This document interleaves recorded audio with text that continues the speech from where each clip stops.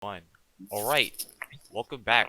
I forgot which episode this is for the podcast. 8. I wasn't in the last one. But Podcast 8. Yeah. okay, episode 8. All right. Today we have a special guest from TikTok. You may know him as Inspired Author. Want to introduce yourself? Hi, yeah, sure. I'm Brandon. People from TikTok know me as the guy who makes manga a lot. That's And really like anime like recommendations or whatever. So that's what I'm mostly known for, I feel like, on that app. Yeah. You're like a Shonen Jump manga contest. That really I feel Yeah, like a lot of people know like you for I that. really took off. I had this manga that I was doing called Icarus Rising, and there's a Shonen Jump Tezuka one-shot contest. And so I put out a couple of videos of like my submission as I was working through it Hmm. over the summer, because it was like a 3-month process, and then it exploded, man. Almost 2 million reads on that one shot. What the hell? Yeah, I read it. It was really good. Yeah, very well made. So yeah, we just have a few questions to ask you about what it's like being a manga author. Sure, man. Also, just being an author in general, you know? Gotcha. So, what's like the biggest differences between writing a manga and writing a novel? Because you're also a novelist, right? Yeah. That's a good question. I would say the biggest thing is on pacing. Mm. Like a manga chapter, you want to like include you have to hit like certain things, right, to like capture the reader, because Yeah. a lot of times like readers, if you're like a serialized manga, for example, you're going chapter by chapter. That's like what you're surviving off of, right? Yeah. I guess if you're doing a serialized web novel, it's the same thing, but I don't do web novels. I just do straight up novels. So it's book by book for me. So I can like capture a reader early on using a couple chapters versus like a manga. I have to structure it so that I capture them on the first chapter, right? If it's a Hmm. one shot, even, then I have to like tell the entire story in like X amount of pages. It's just like ridiculous, right? So I just feel like for manga, you have to capture a lot more information in a lot more condensed period of time. Or like, Yeah, and there's also like a lot less like actual words in manga, right? oh yeah, you're allowed. Yeah, you're allowed to convey things with like visuals, which is like a completely different medium, right? So I mean that helps helps a lot. Yeah, for sure. Also I was just wondering if you could have any one of your manga that you've written so far be adapted into an anime, which one would you want it to be? Which one would I want to have adapted into an anime? Yeah. Let me think. So I have like three that I've put out this year, right? One is Somnia, which Hmm. is about a boy who basically discovers this lantern and it can bring dreams to life, right? Which is pretty cool. And then, but not all dreams are good, and it's really inspired heavily in terms of like story structure and all that by like Tite Kubo's Bleach, kind of. Mm. So I think that would translate pretty well because it's very like, I don't know, I can already see, because it's kind of like already has like kind of a base to it. Like it would look something or feel kind of like Bleach in terms of like stylistic choice. But I could also see like Icarus Rising, which is the one shot, because I had planned out like the entire story for like from beginning to end, right? We just did like a one shot to test out and see if people would be interested. I could see it being like, because it's very heavily, that story, Icarus Rising, is heavily inspired by Attack on Titan and Ko Tetsujo no Kanabiri, which is done also by Wit Studio. Um, so I could see like Wit Studio doing that, and it would just like fit pretty well. But uh, Yeah. between those two, probably All right. Yeah, that makes sense. Omnia, because it's like it's more paced. Because I know that Icarus Rising, a lot of like people were like Icarus Rising, it's moving so fast, and moving so yeah, it's a one shot, so it's moving really quick, right? So Hmm.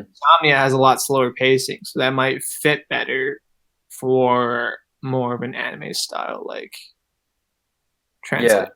yeah, that makes sense. So like on that, what studio would you want to like have animated? Oh Animation? yeah, I actually thought about this. Like, if I had to pick one, so obviously everyone's like Ufotable is like they're gods, right? Have you seen? We've all seen Demon Slayer. We've Yeah. seen Yep. the Fate series. Like they're crazy. So I'd put Ufotable. I'd put Bones. Right? Bones did crazy job with like My all Hero, the yeah. good. Yeah, they're doing My Hero. Like, oh, they're so good. Bones has a great track record, and it's like very consistent, right? Soul Eater, all that. I'd say also like Madhouse is like up there as well. I mean, Madhouse has done some bad stuff. But they did some good stuff too. So Yeah, exactly. those three are pretty good. I know that Studio Mappa is like coming up, like with Jujutsu Kaisen. They're doing the new Attack on Titan season, I think. Yeah, they also did God of High School too. You got a high. I mean, their animation's really good, man. Their real animation's really good. Yeah, I don't know. I'd say Ufotable for like Somnia. I would say Studio Wit fits the best with just the style of what they've done in the past for Icarus Rising. And then there was one, whoever did Haikyuu and Kuroko no Basket, they're the same guys. That would be what I would want for Dodge. Forgot what their name. IMG. No, it's not. Something starts with an I, but IG. Yes. They did. Yeah. So like whenever do you experience a lot of like writer's block? Because I know like creating content on TikTok, I experience a lot of just like idea block, but like you write for a living. So how do you like deal with that, you know? Writer's block. I don't think so I think the best way to really keep out of like the creative blocks. So I haven't had like any sort of quote unquote writer's block in like years, right? Because basically what I do is like I'll have like a nice story idea. I'll write it down and I won't even like use it for like probably a year or two. Like it's not like I just get an idea and I immediately jump on it and start working on it. It's like I have like a whole crap ton of ideas that I've just generated over the course of like many years. And whenever I have a new project I want to do, I just go into this vault and I just pluck one out and then I just like flesh it out and work on it. And the fleshing out and working on it is like the easiest part. I think it comes very naturally for storytelling. Like for me, it's almost like a reader. Writing for me is kind of like if a reader were reading a book or a viewer were watching an anime. It's like when you're watching, I don't even know what's going to happen. I'm just like writing it and then it just like unfolds on its own kind of, and things just like kind of fall into place. And then you go back and then you read it and you adjust things afterwards. But when you're originally creating that idea from 0 to 100, you're kind of just like, you're also in that like the side seat, just like letting your writing kind of take control, at least for me. I don't know if that answers your question. I understand that. Even for TikToks, like I don't plan any. I just like things just like will come up and just like pop into my head, and I'll just like make a video, I'll plan it out and like let it simmer. Just like the stuff just comes. I don't even think like creative blocks don't happen on TikTok either for me. It's just like, I don't know, just like it just like comes to you, right? So yeah, exactly. Like whenever you have a good idea, it'll just kind of pop in your head and you're like, I need to write this down. Yeah, I think like if you have an abundance of ideas, that's what really prevents the block, right? If you have a block, that means you're at a lack of a lack of ideas and you're trying to force ideas because you don't have any. The key skill here is like, hey, can I get good at creating a lot of ideas within a short period of time, right? I think that's something because I've been creating since I was like really young. Like I started writing my first book when I was 14, but I was creating stories way before that. So I've been like constantly trying to be like this quote unquote creative, like in creating ideas for many years. So I'm 23 now, so nice. So did you publish your first book while you were still in high school, or when did you publish your first book? my first book, which was Age of Darkness, I started off writing like fan fictions when I was like pretty young, like 8. And I was like writing these fan fictions. Like basically those fan fictions would just be like a lot of anime like crossovers. So I'd put like I was like huge on like Bleach, Naruto, whatever, One Piece, Kingdom Hearts, and I just like write a story where they're all homies and they're all solving whatever shonen story they're solving. And then when I was 14, I was like, hey, yeah, I want to like take this character, and this original character of mine, who was originally based off of Sasuke Uchiha, because I was like majorly like angsty when I was a teen, which is like pretty much everyone. But yeah, I was particularly angsty, right? So I was like, yeah, Sasuke is my favorite character. I love how he like hates everyone in the world from his eyes. Let's go. Like, you know what I mean? So I was like, okay, yeah, I love him. Let's write an entire story on a character that's like that, right? So I wrote this book starting when I was 14. And I wrote it from 14 to 16, and then I edited and published it when I was 17. And while I was writing it, I was posting it on this site that was relatively new. I think it's old now, maybe outdated, like Wattpad. I don't know if you guys have ever heard of it. Yeah, I've heard of it. Yeah, so it was like on Wattpad, and I got like a huge following on there. It was like 100,000 people were reading it at some point, and I was like 14 or 15. I was like, oh God, this is crazy, man. And so yeah, and then I eventually published it when I was 17. So that was my senior year of high school. Yep. That's crazy. Yeah. So in your normal like novels, not manga, do you feel like they have a lot of like anime influence on them? Yeah, 100%. That's 100% it. It's interesting because like as I went through a phase where I was like, dude, maybe I should like stop writing such like Eastern styled stories, because I was like, okay, like, you know, a lot of people who like read like, quote unquote like books. At one point, I thought this, right? This is not true. I was like, a lot of people who read books in the West, in the U.S., don't like Eastern styled stories. That's what I used to think. And so I went through this like thing, and I wrote like Ghost Wolf, which came out 2018, 19, I don't know. And it basically, that was like I changed my style to a very like Western style, even though it was like innately like still like inspired by like anime and manga, like the story wise, I like changed things a little bit to meet a more Western kind of vibe. But a lot of my previous Age of Darkness completely like that was like basically not even, I didn't even hide the fact that it was inspired by like Naruto and all that. And then my second book, God of War Ares, was inspired by Seven Deadly Sins, Nanatsu no Taizai, which I wrote that when I was like 18. So yeah, I mean a lot of it is heavily inspired. And then moving forward, like a lot of my book, now I'm just like, I mean, you see how many people like anime, like manga, even light novels, stuff like that in the West, and it's like, holy crap, why did I even like doubt myself, right? So now going forward, like every book, I mean, anime and manga is my main inspiration for all my storytelling. So I can't really, I can't even suppress it, even if I really wanted to, but Yeah. yeah, I mean, even when it was just like a thing I thought about though. I was like, oh, like what if, you know, right? What if like people in the West don't like anime or manga? And then you go on TikTok and it's like, no, we're all weebs here. Cool. Yeah, exactly. I feel that.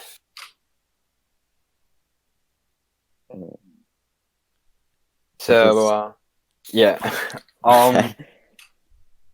So like of all the like manga and anime that has inspired your writing, which one do you feel like has been like the most influential on your style? Let me think. Okay, that's a good question. Most influential on my style. So a big part of like the whole inspired author thing is that you draw inspiration from all mediums, all things, right? I think that's a big part of my philosophy is that I try not to, because if you draw too much inspiration, and that that's what I thought my thing was with Age of Darkness was I drew way too much inspiration from Naruto and Bleach, where it feels very like fans of Naruto and Bleach would be like, wow, dude, this guy definitely drew inspiration from Naruto and Bleach. Yeah. Like, okay, I'm 14, made a mistake, whatever. No, it's not like a mistake. Like, it's fine. People still enjoy it. It's fine. But like, you can tell, right? Some things you can just really tell if that's your sole source of inspiration. So the key thing when you're creating a story is you don't just take from one. You don't just take from one, right? You take from Naruto, Bleach, Dragon Ball, and then not just Shonen. Then you switch over and you're like, all right, Studio Ghibli, boom, like pull from there. All right, Makoto Shinkai, he did Your Name, all this other stuff. Pull from there. You know what I mean? So you got to like pull from a lot of different sources of materials and then like kind of throw it in this melting pot, and then you come out with a single inspiration, quote unquote inspiration, right? That then makes your story a lot more unique, right? Otherwise, you'll have situations where it's like Jujutsu Kaisen, great manga, very comparable in terms of like the character structure to Naruto, right? I definitely feel that with the whole like demon living inside of him, you know. Demon living inside of him. Main characters like Naruto. You got a girl that's way more useful than Sakura. You have a Sasuke kind of clone, and then you've got Kakashi vibes from the guy upside down Kakashi, you know. Yeah, upside down Kakashi. It's like it's still very original. It's like Blue Exorcist meets Naruto, which and it has an original spin on the way they approach things. But you know, it's gonna have that. You can't escape that, like fans noticing how obvious the inspiration is. But yeah, I mean, so to answer your question, I take from everything now. Once upon a time, I would say Naruto was my thing. I would say. I went through a phase where I was writing stories that were very like slice of life. Like a lot of it was inspired by Makoto Shinkai, who did like Your Name. He did Garden of Words, which is on Netflix. Definitely recommend. He did 5 centimeters per second. Yeah, stuff like that. So, and then also anything from Studio Ghibli, huge inspiration, huge. Such great imagination from those guys. Nice. As you're a mangaka author, right? Is there like a typical schedule you follow, and like, don't you have to switch it up at times because, you know, new things come into your way, and yeah. I don't know. I just kind of like, okay, so I wake up in the morning and I work from, and when I say work, I say like do productive things. So that could be including manga, that could be including books, that could be including, you know, editing someone's manga. It could be including doing TikToks. It could be a Twitch stream. So anything that I deem as productive towards my goals and like building my brand and you know, helping to market my stuff. I would say I work, quote unquote, right? That's work, because I don't even making TikToks work. I don't know, like probably not. But then again, is making manga work? I don't know either, because like, you know, it's fun, right? It's fun. So I would say from 9 a.m. to roughly 10 p.m. every night, including weekends. So, Brandon, how do you social life? What is that looking like? Well, it's not. I mean, it's quarantine, so it's not looking like anything right now. So that's the answer to that. I just like work. I mean, last night I worked till 1 a.m. So I just like worked till 1 a.m. But it's Saturday, so I woke up a little later, and then I worked until this fall. So, but I still deem this as something to, you know, productive as well. So I would say like 9 to 10. I heard that you partnered up with somebody to create like some type of manhwa, right? Like, how did that go? Yeah, so I got TikTok does wonders, man. Let me tell you guys, if you have any goals, you know, you just put them on TikTok. That's why I'm just kind of like, you just manifest your goals, and then somehow the world, aka TikTok, will throw them your way. So I was like, you know, I was looking to get more publishing deals. And so I did the Shonen Jump Tezuka contest, not expecting to win Tezuka, right? Because when you entered Tezuka, you had facing off against established mangaka and people from all around the world. Little did I know that I would somehow become the most read manga in Tezuka, which is freaking sick.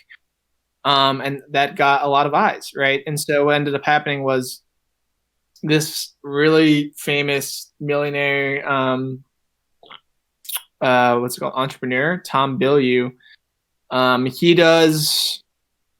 He owns a comic company, or it's like comic slash manhwa slash like manga company called Impact Theory Comics, which is an offshoot of his main company called Impact Theory.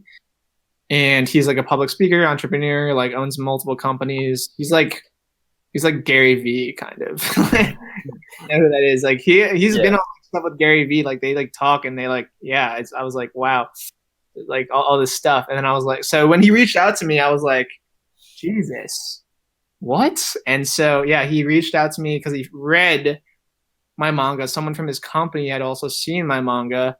And then he's found my Discord server because he was also trying to make a Discord server for his like comic.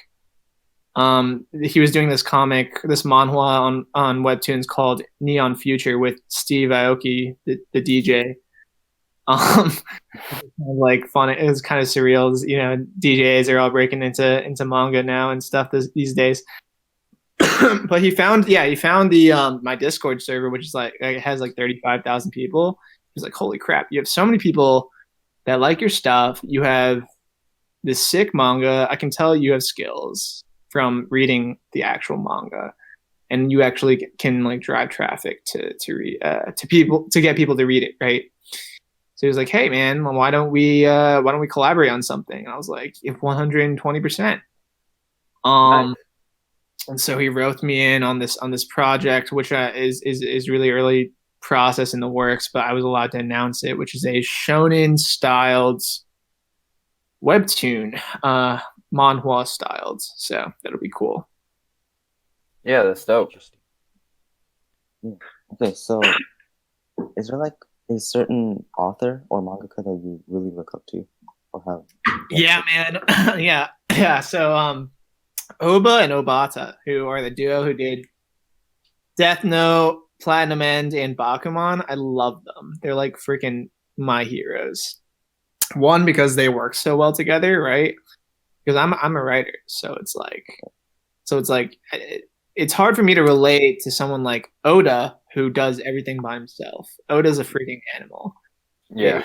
You compare him to, and it's like someone like Inoue, who also does everything by himself, and then his art style is like deserves to be in a museum, right? It's very different. But then you got Oba and Obata, similar to One and Yusuke Murata, who do One Punch Man. You know, you got this duo who they split things up. You know, it's this proven thing where you don't have to be able to do art to be able to tell good stories in manga. It's this thing where hard work, you know, perseveres. And also, the best thing about Oba and Obata is that they redefine the shonen genre, right? Death Note, does it feel like shonen? No, it really doesn't, right? It's like, what is the pillars of shonen are like friendship, like, and like never giving up and all this, you know, whatever stereotypical stuff that you'll find in like mainstream shonen, right? Yeah. And then Death Note comes in, right hook, and it's like, nah, dude, main character is actually a psychopath that's trying to kill everyone. He has no friends. In fact, he's using everyone, including the Shinigami that he has as his partner. It's just like he's manipulating everyone. He like manipulates even his own family. It's ridiculous, right? So so I feel like that duo really redefines the shonen genre and just like really like uses it. They know those barriers, right? The what's it called? Not the barriers, the guidelines that they should be following in. You know, they even define them clearly in Bakuman and stuff like that. But then they're just like, nah, fuck it. We're just gonna split and we're gonna do whatever we want, and it's gonna work, and it's gonna feel like, well, not feel like shonen. Death Note doesn't feel like shonen, but Bakuman does, right? And it's still gonna work, which is awesome, and it's gonna be successful too, right? Death Note is legendary, so I think those are my heroes, man. Those are my heroes. Yeah, so like what's the process for you to like find the right illustrator so that you two can like work together and create like a amazing manga? Yeah. That's a good question. I think it's weird because now like artists will come to me. Once upon a time, it was like me being like begging everyone to be like, "Hey man, will you check me out? I wrote these books. Like, give me a chance." Right now, it's like now artists will come to me and be like, "Yo, dude, you want to work? I'll like I'll do your manga for free. Like, I just want like the exposure. I want the experience." And I'm just like, "Holy crap, this is crazy! All these portfolios coming at me." But yeah, I think the key thing is like, hey, you can draw art, right?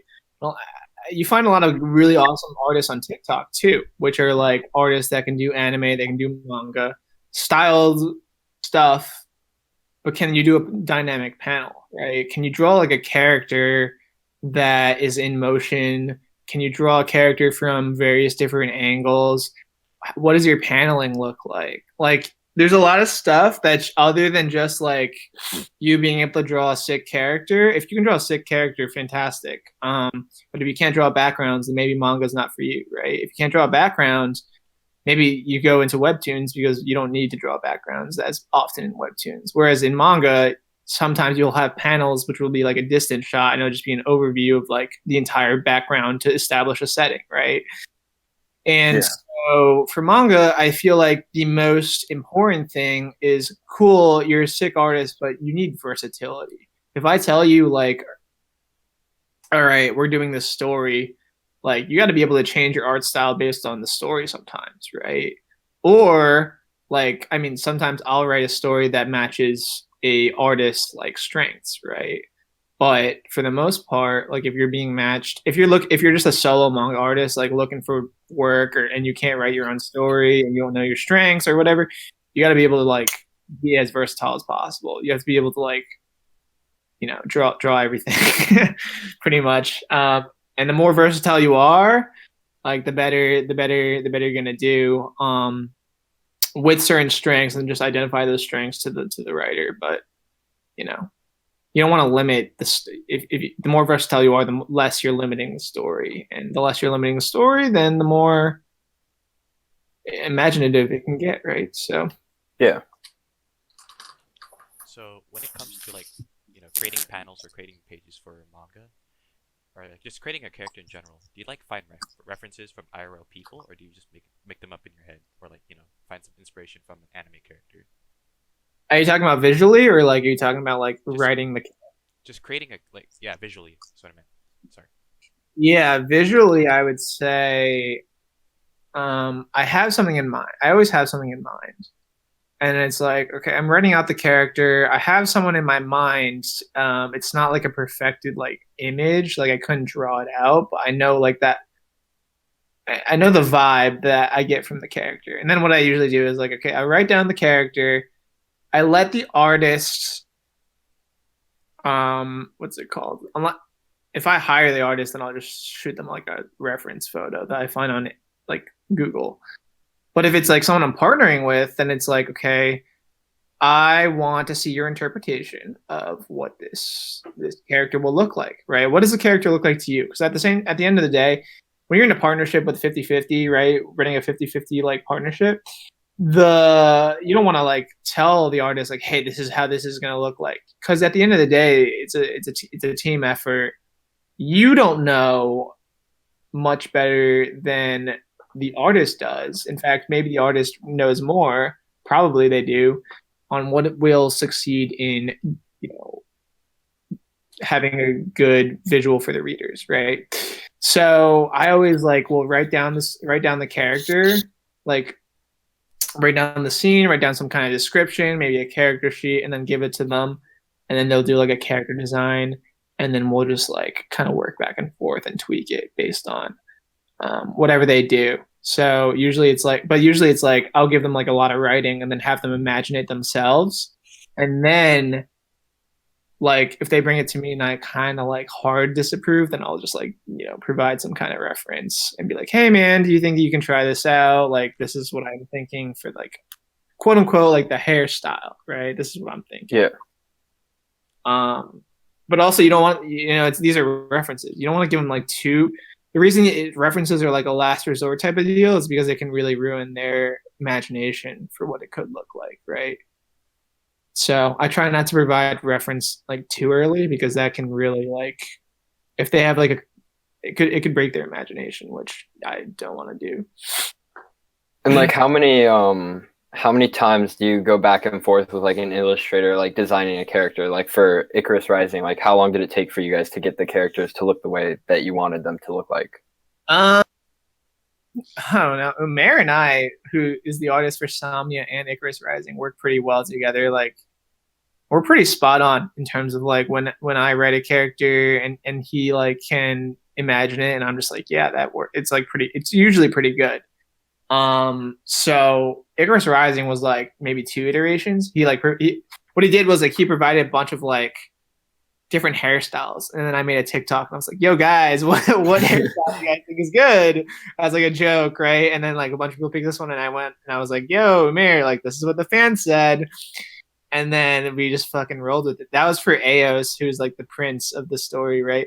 And so like we ended up rolling with that, and it was fine, right? Like it worked. But usually it's like they'll send me like a bunch of options, and then we just kind of like, and I just like pick and choose based on those options. Usually those options are within my what I think is a good fit. So for Icarus Rising, that was the case. So, I've had scenarios where it's been like many times, and I'm just like, all right. At one point, I just like pull a plug, and I'm just like, here's a reference. Let's just do it like this: hairstyle of this guy, face of this guy, mouth of this guy, mask of this guy, clothing this. Like, you know what I mean? Like, Yeah. then you gotta spell it out if it's not working. But yeah, I mean, the hardest part is about finding a partner that really is on your wavelength, and that chemistry is pretty important when you're working with others in the artistic fields.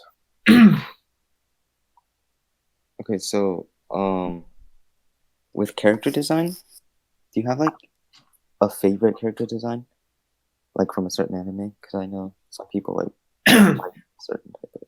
Yeah, character designs. I think Tite Kubo has the best character designs I've seen, man. I like so Tite Kubo does Bleach. He did Burn the Witch. Yeah. Like, have you seen his fashion sense is through the roof. Yeah.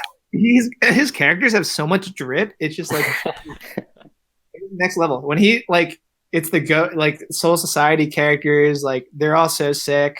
They're all so unique. The Gote, whatever, and then they got the Espada, they're sick. And then he did Burn the Witch, and all the characters there are also like super unique looking and super like memorable, you know what I mean? So I think Tite Kubo, character inspiration is 100%. I think One Punch Man also has really great characters in terms of design, right? Yusuke Murata, who does the art, is like next level. Like his art is so meticulous and so good. It is just crazy. It's craziness.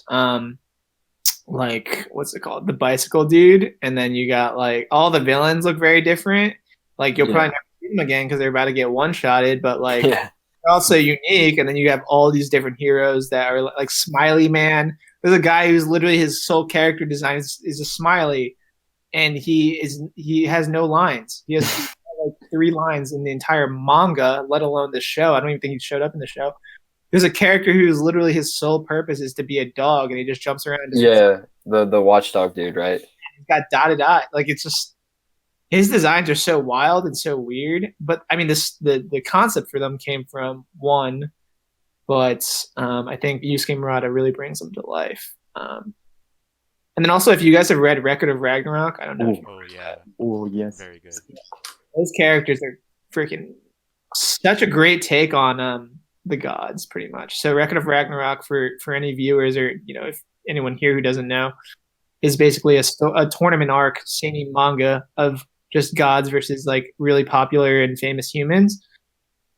And so you'll have like gods like Thor, looking like completely different from what you would think Thor looks like, which I imagine would be most people think Marvel. Chris Hemsworth. Yeah.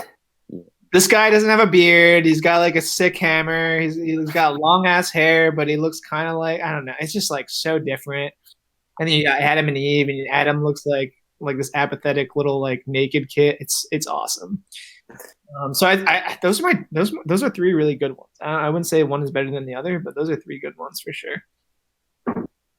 Uh, so for demographic like shonen and seinen, right?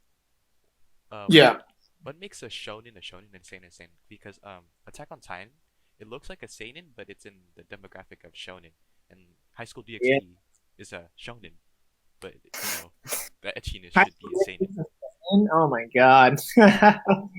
Yeah, I mean, it's all demographic based, right? I mean, whatever whatever magazine it's running in is usually what the target demographic is. So Attack on Titan runs in Kodansha's like shonen magazine, right? So yeah, it's a shonen. Does it feel like a shonen? No, there's like suicidal people, characters. I mean, they have the power of friendship. That's a thing. They got Yeah. that. Great. We have power of friendship. Do we have like characters like obsessed with murdering like Titans and like, the German people that are on the other side of the ocean or whatever? Like, no, like that's a little crazy. People are dying in fucked up ways. It's kind of crazy as well. Like, I don't know. In my opinion, like, what makes a shonen? Like, I don't know. The Promised Neverland doesn't feel like. I mean, it does feel like shonen, but at the same time, it's very different, right? Yeah, it's like really dark. It's like little kids being eaten, you know? Yeah, yeah. Demon Slayer is pretty dark. Not dark, but like it has gruesome like things, right? Yeah, and they have like what is it? Like deeper like meanings behind everything. Or Yeah, not Demon Slayer in particular, but like yeah. some anime are way deeper, but they're still considered shonen, you know? Yeah, even Jujutsu Kaisen like is a little dark as well. Like any time where people's arms are getting ripped off and it's just like, I mean, in Shonen, it's like if their arm gets ripped off, they're probably just gonna put it back on and it's gonna Yeah. right. I'm not even surprised when in the new episode of Jujutsu Kaisen when his arm came off, or even when he died. I'm just like, okay, I know that he's coming back because this is Shonen.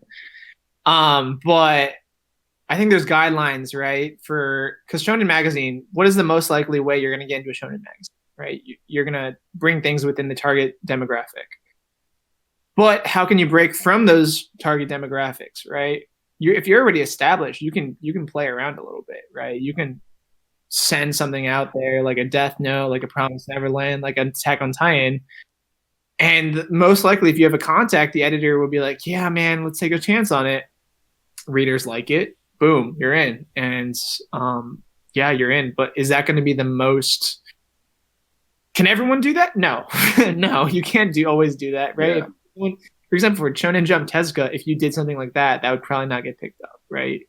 You have to already have like a following. You have to have some kind of a established portfolio or an established relationship with that Shonen magazine for that to be even considered.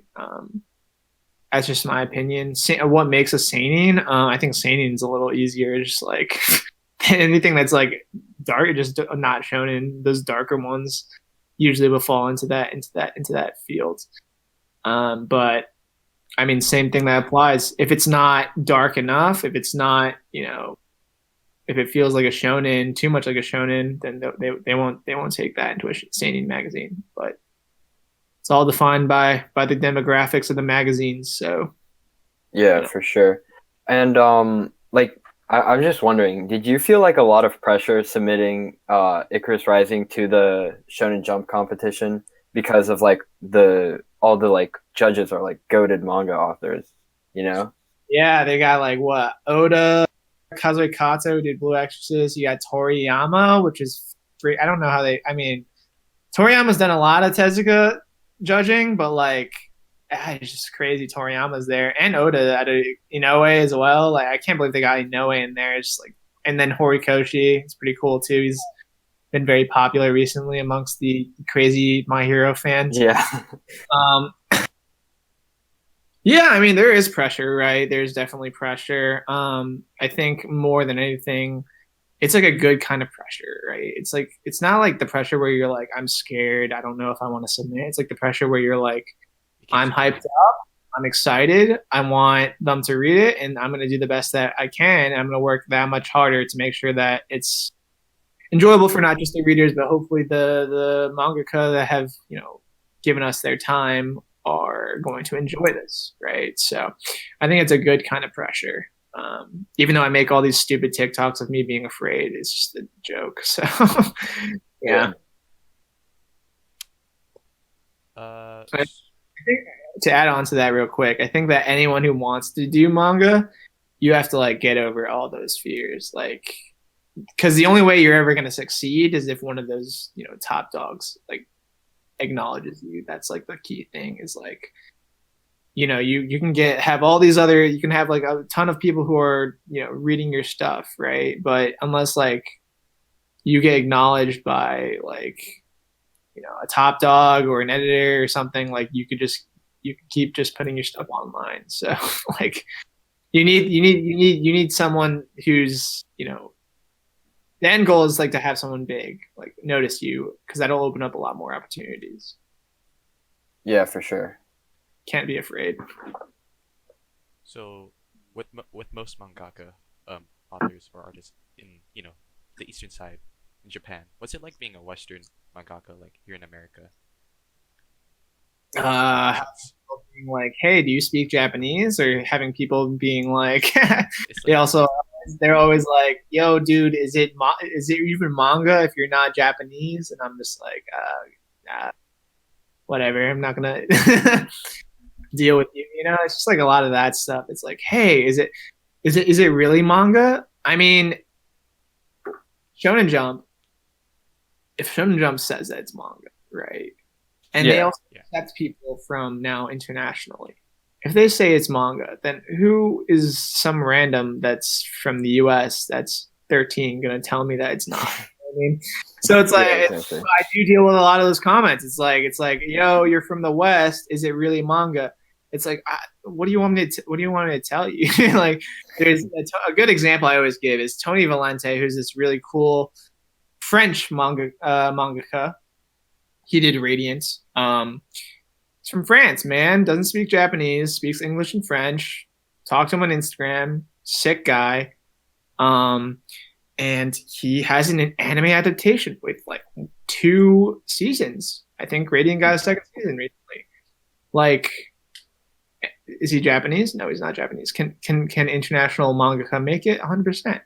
Like Dr. Stone, I'm pretty sure the artist is Korean. Like, it's just like, does it mean just because of his nationality that he is now making manhwa? No, it's not. It's a stylistic thing, right? So, and I think that as manga grows larger, anime grows larger in the West, like we're gonna start to see a lot of these companies being willing to take that jump, which is like, good example would be Viz Originals, right? Tokyo Pop, they launched their own original manga, right? And so you're gonna start seeing, I think at least, more of these companies taking that leap. Netflix making original anime. Do I anticipate? I don't know. Does Hulu make original anime? I don't know. HBO? I don't know. Do I anticipate them to eventually tap into that? 100%. Yeah, it's like a completely it's like a free market basically. Because I can't even imagine that they don't. Like, that would be such a stupid thing to do. Like, considering like how many people have started to like anime over the last like year or 2 years. Like, it's just popping off. Like, it's untapped market. Yeah. It's just like Demon Slayer, especially like the ideas, like. Because if they exclude manga to only being like something only Japanese people can write and produce, then they're excluding a bunch of ideas from all over the world, Yeah, exactly. And then it's interesting because you'll have like, this is a topic that I see a lot on TikTok, is like people like saying like, hey man, I'm really sad that there's not a lot of representation, like, let's say Black or Latino representation in manga. And then I look at them and I'm like, okay, well, let's say 99.9% of manga is generated by Japan. And then we say 99.9% of people in Japan are Japanese. What are the chances that you're going to get your main character to be Black or, any of that? They don't have that much diversity there. So it's probably like close to zero, right? It's close to 0%. Exactly. So what if we had a company in the West? I am actually an editor. I edit manga, write manga at this company, North Caesar, which is a manga company focused on creating manga And also, I think they're breaking into animation soon. I think they just acquired like an animation studio, but they're like also like what's it called? They're focusing on more Western like not Western characters with manga esque stories, right? Mm-hmm. I mean, you're gonna start to see a lot more of that. Like people are looking for that representation. Are we gonna find it from Japan? Not as likely as compared to if we just made it in the West. And Netflix has started to do that, right? They made Cannon Busters, who was made by a African American man in LA. So I mean, not like he wasn't the only one who made it, but he was like the mind behind it. And Cannon Busters has a lot of representation in it. Yeah, for sure. Like diversity in anime will come when anime is like being produced in more diverse locations, you know? Yeah, exactly. And then you're gonna see the same for manga as well, I think. Yeah. All right, so we're getting pretty close to the end of the interview, you know? And I have one. This is probably the most important question. Do you have a waifu? Do I have a wife? Oh, frick! I should have prepared for this question, man. Here's the thing: it's like I've been asked this question so many times, and I always like stammer and then lose my mind and then just say Tsunade. But it's like, yo, she's a grandma, dude. Like, Brandon, what are you doing? But she also doesn't age, man. I don't know. She doesn't age. She's kind of like Orochimaru, where she's like invincible. Yeah. So, do I stick with Tsunade or do I go with that main girl from Rent a Girlfriend? She's pretty waifu material. Yep. What else is there? There's Lisa from Genshin Impact. She's pretty good waifu material. I would say Rangaku from Bleach is also waifu material. I'm just naming girls with big breasts at this point. So, not my type. Okay, cool. My anime type, at least. Yeah, I'm gonna go with that list right there. Is a pretty decent one, I think. So we're gonna stick with that. All right. Well, cool. Thanks for being on the podcast. It was awesome. Yes. And is there like anything that you want to shout out for the listeners to go check you out? My TikTok is Inspired Author, and you can read all my manga if you Google me, Brandon Chen. Yeah. All right. Below. Check it out in the description. And Yes. yeah. Hope you guys enjoy. Please subscribe, hit that like button. Please leave something positive. And yeah.